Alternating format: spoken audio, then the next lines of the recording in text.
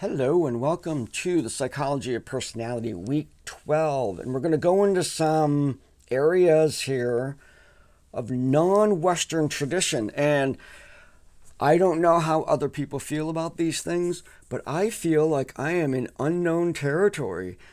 My brain, raised primarily in Western society, thinks different than those brains that exist within Eastern societies. And so understanding these things and really applying them, there's that translation. Something's lost in translation, I think, in terms of understanding some of these philosophies.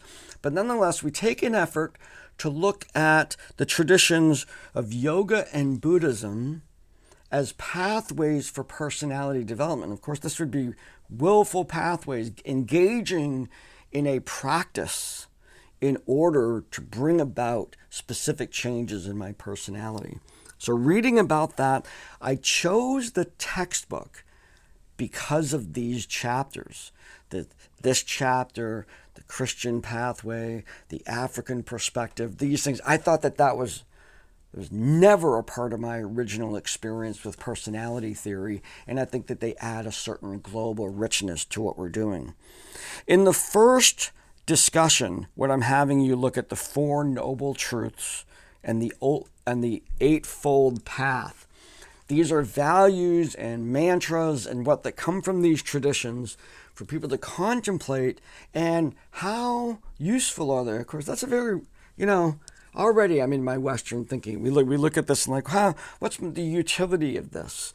And as we're going to see as we explore these, it's really not about, from the perspective of individuals who live their whole lives, it's not about utility. It's not a goal. It's not like, hey, I'm enlightened. Well, there's that, but it's not like, check that off. I did that today, and next I need to go get a raise or something. That's not just part of our to-do list. This is very much a lifestyle.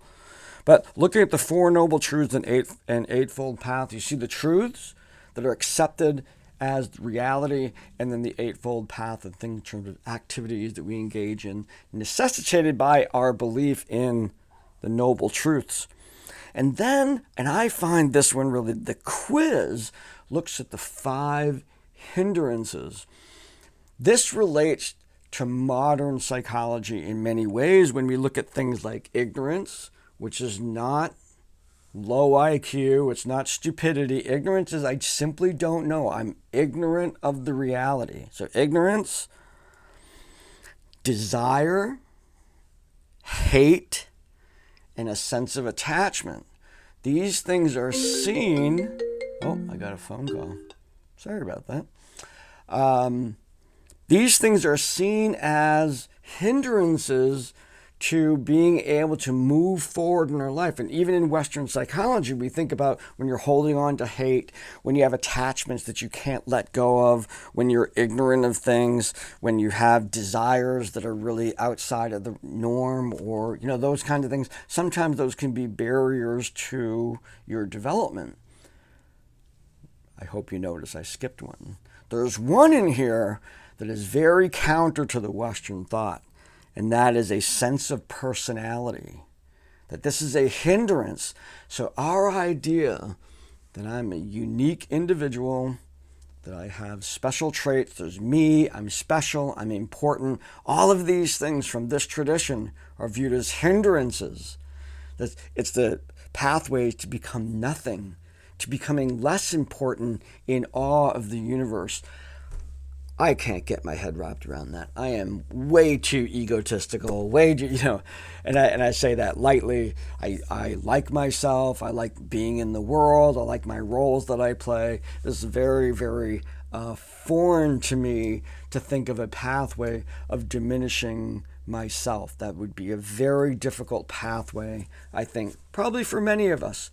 Maybe for some of you, you're well on this path and getting closer to enlightenment than I'll ever be.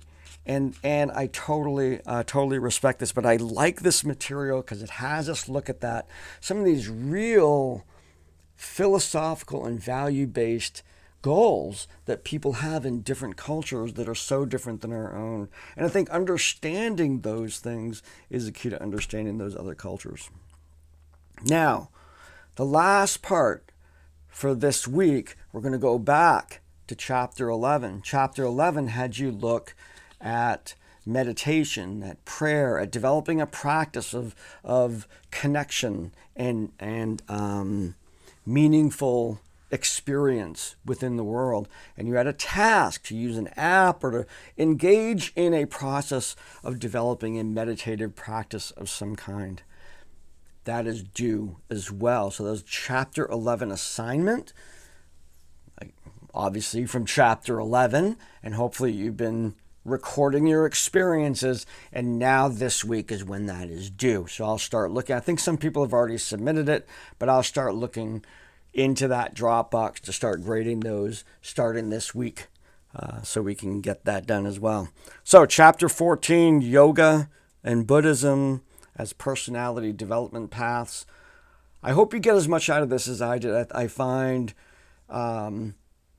my whole education of psychology is based in, seeped in Western tradition, and there are other viewpoints, and I find it just adds more to the wonder of the diversity of human beings, and I sit in awe of that, and how much culture affects the way we think and act and believe, and it's just very cool stuff for me. I hope it becomes cool for you. So that's it for now, and so be well. It's spring. Embrace it. Say goodbye to that snow. Hopefully we don't get another storm. I didn't say that. I feel for the people out west, certainly. Let's send them positive energy. I have a good friend that lives in Arkansas, just outside of Little Rock, and he told me that it is absolutely devastating. Complete communities wiped out. And so very, very challenging time to be out west. And a little grateful for being, well, a lot grateful for being in Maine. So be well, and I will see you next time.